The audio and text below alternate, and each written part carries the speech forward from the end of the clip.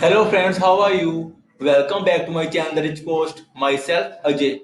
Hope you all are doing good. So friends, in this working video, I'm going to show you React.js Crud tutorial with Node.js plus Mysql part 3 post API. So friends, in part 1 and part 2, I have showed you how to make form in React.js, how to form validate and how to get form data. And friends, in this I will tell you how to post that data to our Node.js backend.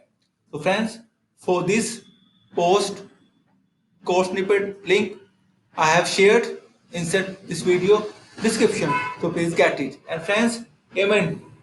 Next video we will install Node.js and other important modules, and we will get React.js post data inside Node.js, and after it we will save that data into our MySQL backend via Node.js. So friends, I must say thank you for watching this video. Thank you. Have a nice day. Take care. Bye bye.